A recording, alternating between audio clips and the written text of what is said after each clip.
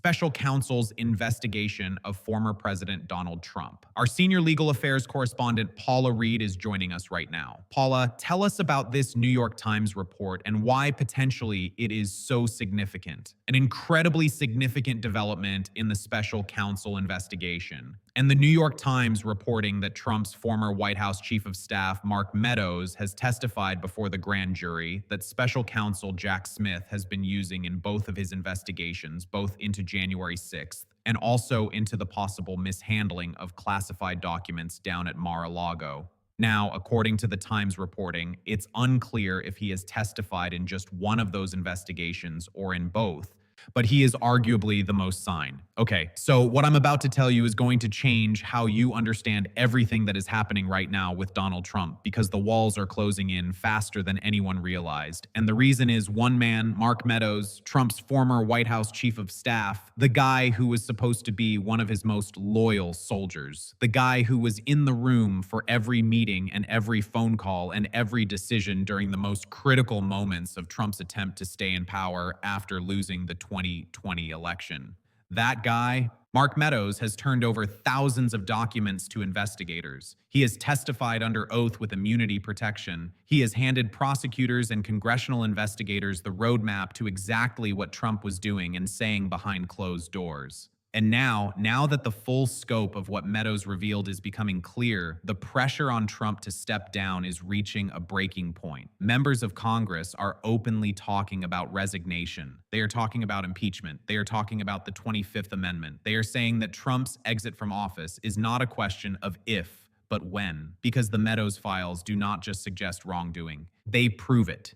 They show Trump personally directing chaos plans to overturn the election. They show him approving pressure campaigns on state officials. They show him tolerating violence on January 6th. And they destroy any defense Trump might have that he genuinely believed the election was stolen, because Meadows testified that he told Trump repeatedly there was no evidence of fraud. Trump knew he was lying and he pushed the lies anyway.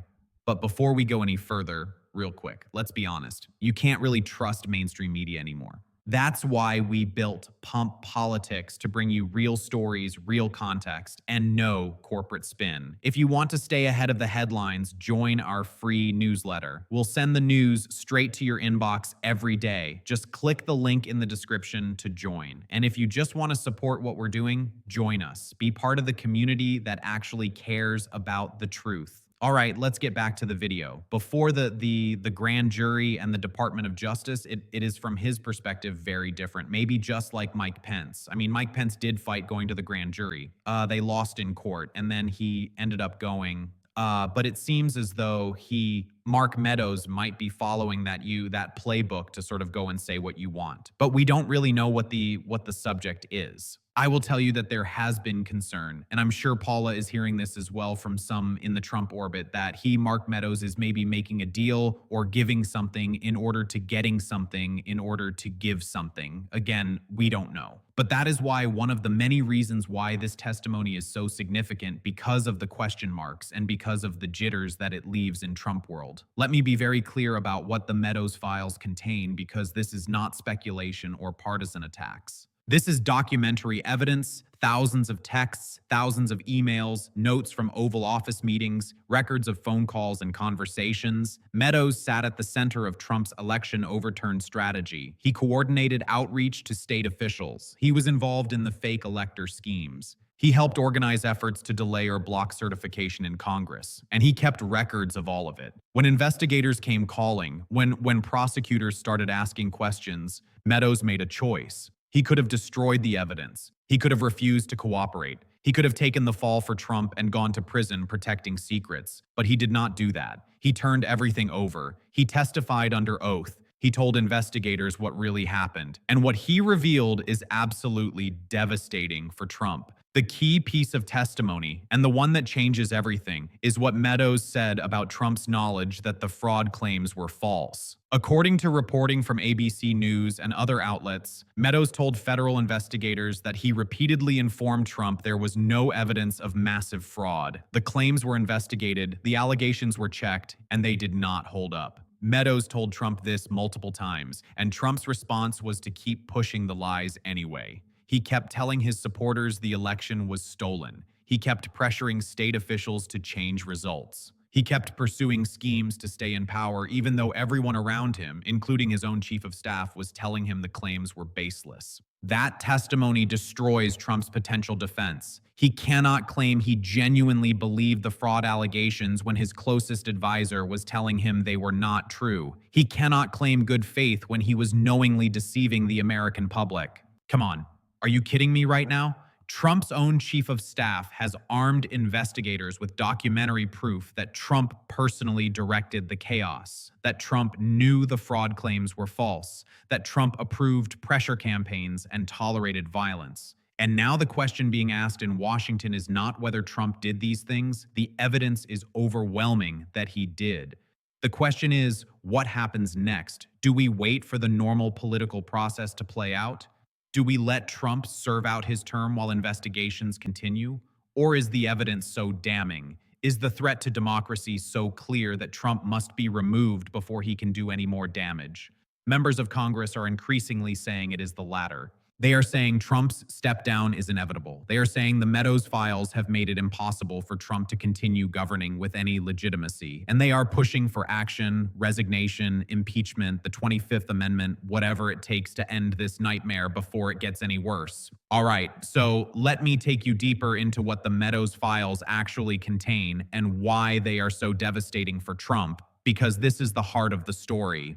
The documents and testimony that Meadows provided do not just suggest that Trump was involved in efforts to overturn the election. They prove it. They show his personal involvement in ways that cannot be denied or explained away. And they paint a picture of a president who knew exactly what he was doing, who understood that his claims were false, and who pushed ahead anyway because staying in power was more important to him than telling the truth or respecting democracy. Let me walk you through what we know about what Meadows revealed and why it is causing such panic in Trump's orbit. Mark Meadows was not a peripheral figure in Trump's post-election activities. He was at the absolute center of everything. As White House Chief of Staff, he had access to every meeting, every phone call, every decision. When Trump wanted to pressure state officials to change election results, Meadows was involved in coordinating that outreach. When the fake elector scheme was being organized, Meadows knew about it and participated in the planning. When decisions were being made about how to handle January 6th, Meadows was in the room. He was Trump's right-hand man during the most critical period of the attempt to overturn the election. And he kept meticulous records of what was happening. Texts, emails, notes, meeting summaries, all of it was documented, and all of it was eventually turned over to investigators. The volume of material that Meadows provided is staggering. We are talking about thousands of individual communications, text message chains that show real-time coordination of pressure campaigns, emails that document the fake elector strategy and who was involved, notes from Oval Office meetings that describe what Trump said and what he directed people to do. This is not secondhand information or hearsay. This is contemporaneous documentary evidence created by someone who was in the room. Prosecutors and congressional investigators have used these records to map out Trump's personal involvement in every aspect of the effort to stay in power. They can trace the decisions. They can identify the participants. They can show the timeline of how the scheme unfolded. And at the center of all of it, directing the chaos, is Donald Trump. But the most damaging aspect of Meadows' cooperation is not the documents. It is his testimony about what Trump knew. When Meadows was granted immunity by special counsel Jack Smith, he sat down with investigators and told them things that Trump desperately did not want anyone to know. He testified that he repeatedly told Trump there was no basis for the claims that the 2020 election was stolen. Think about what that means. Trump's own chief of staff, the person closest to him in the White House, was telling him that the fraud allegations were not true. The claims were being investigated. Lawyers were reviewing the evidence. Government officials were checking the allegations. And the conclusion was clear. There was no massive fraud. The election results were legitimate. Biden won, Trump lost. And Meadows told Trump this multiple times under oath. Meadows testified that he conveyed this information to the president.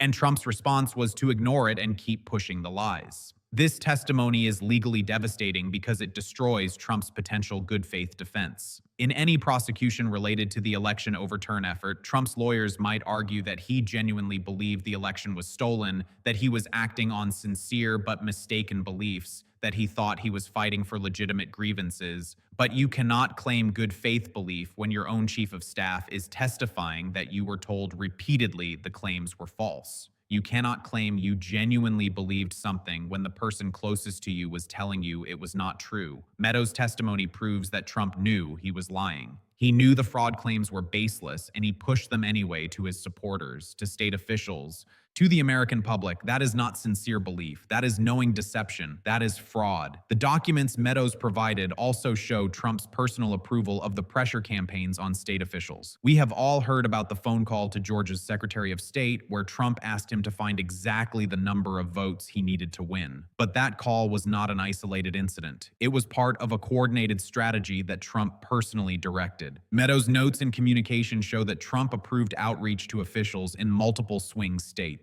He was not just passively hoping that votes would be found. He was actively directing a pressure campaign designed to get state officials to change the results. And when some officials resisted, when they refused to go along with the scheme, Trump attacked them publicly and tried to find others who would be more cooperative. All of this is documented in the Meadows files. The records also shed light on what was happening on January 6th and in the days leading up to it. Meadows was involved in discussions about how to handle the congressional certification of the election results. He was aware of the efforts to pressure Vice President Pence to refuse to certify. He knew about the planning for the rally that preceded the attack on the Capitol, and his communications from that day as the violence was unfolding show what was happening inside the White House in real time. These records have been crucial for investigators trying to understand Trump's state of mind as the Capitol was under siege. What did he know? What was he told? What did he do or fail? The Meadows files help answer those questions, and the answers are damning. The reaction in Washington to the full scope of the Meadows revelations has been intense. Members of Congress who have seen the evidence or who have been briefed on what it contains are openly talking about the need for Trump to leave office. They are using words like resignation.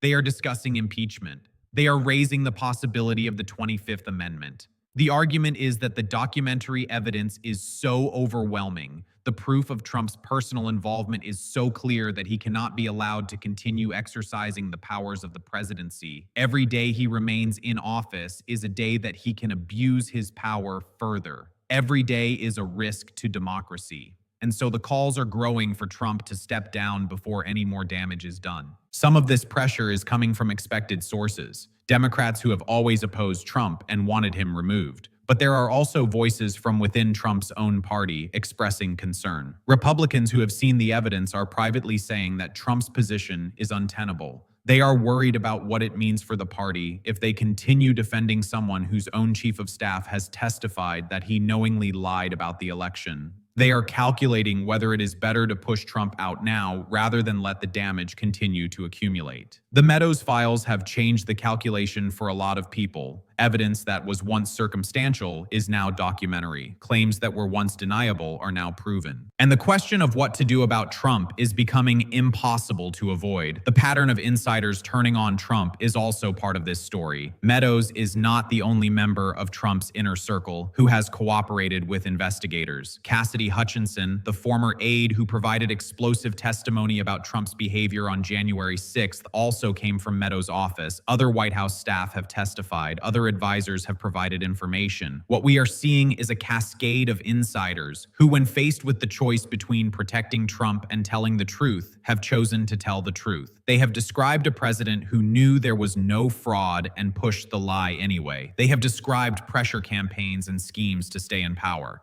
They have described chaos and lawlessness emanating from the highest office in the land. And their testimony, particularly Meadows, has created an evidentiary record that will be impossible to overcome. All right, so let me break this down into what it actually means and why you should care about it. Because this is not just about one man's testimony. This is about whether there is any accountability for a president who tried to overturn an election. This is about whether the documentary evidence of wrongdoing can actually lead to consequences. things. And this is about whether Trump's step down is really inevitable or whether he will find a way to survive once again. Let me give you the key takeaways. Point number one, that the Meadows files are the most damaging evidence ever assembled against a sitting president. I want you to really absorb that. We have had scandals before. He believed the election was stolen because Meadows testified that he told Trump it was not.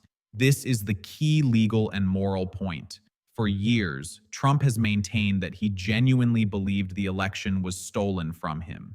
He has claimed that he was acting on sincere beliefs based on information he received. He has portrayed himself as a victim of fraud rather than a perpetrator of it. But Meadows' testimony destroys that narrative. Meadows told investigators that he repeatedly informed Trump there was no evidence of massive fraud. The claims were checked. They did not hold up. Trump was told this by his own chief of staff, and he pushed the lies anyway. That is not good faith. That is knowing deception. When Trump stood at rallies and told his supporters the election was stolen, he knew it was not true. When he pressured state officials to change results, he knew the claims were baseless. When he incited his followers to march on the Capitol, he knew the election had been legitimate. Meadows provided the testimony that proves Trump's state of mind, and that testimony makes it impossible for Trump to claim innocence.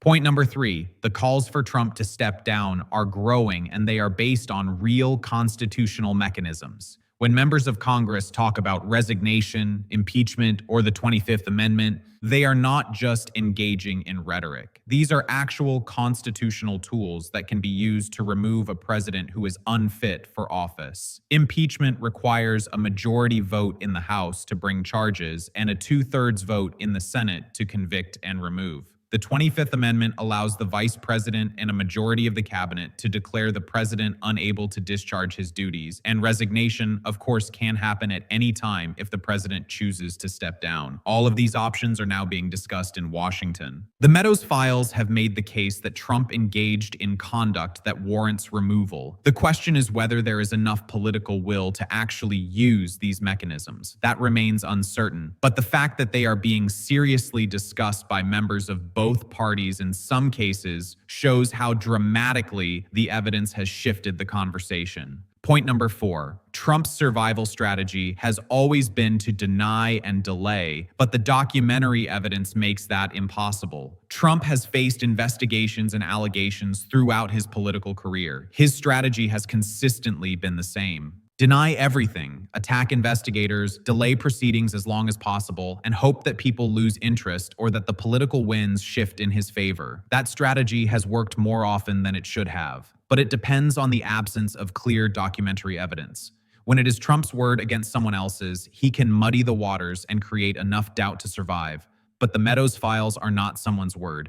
They are documents, texts, emails, notes, records created in real time by people who were in the room. You cannot deny what is written down. You cannot claim when allies start to abandon Trump, when the political cost of defending him becomes too high, when the calculation shifts from loyalty to self-preservation. That is the dynamic to watch. Are Trump's allies starting to waver? Are Republicans in Congress distancing themselves? Are donors and political operatives signaling that enough is enough? The Meadows files have created the evidentiary foundation for removal. But whether removal actually happens depends on whether the political system responds to that evidence. Here's the bottom line.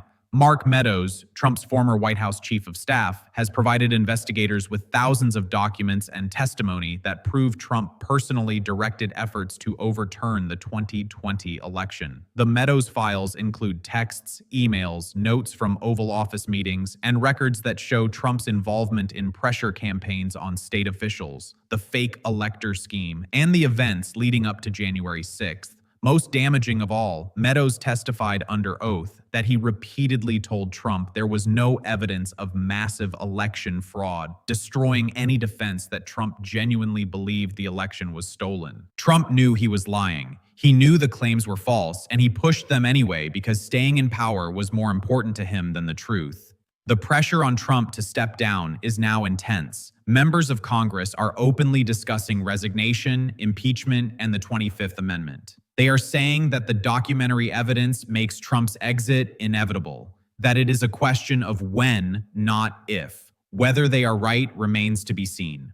Trump has survived scandals before. He has escaped accountability before. He has defied predictions of his political demise before, but he has never faced evidence like this. He has never had his own chief of staff testify against him with documentary proof. He has never been confronted with records that show in black and white what he knew and what he did. The Meadows files have changed everything. They have transformed speculation into proof. They have converted allegations into evidence, and they have given everyone, prosecutors, Congress, the American people, a clear picture of what Trump did to try to stay in power. The question now is, what happens next? Does Trump resign before he is forced out? Does Congress find the courage to impeach? Does the vice president invoke the 25th Amendment? Or does Trump somehow survive again, escaping accountability one more time through denial and delay and political manipulation? The evidence says he should step down. The evidence says his continued presidency is untenable. The evidence says that what he did was so serious and so damaging to democracy that he cannot be allowed to remain in office.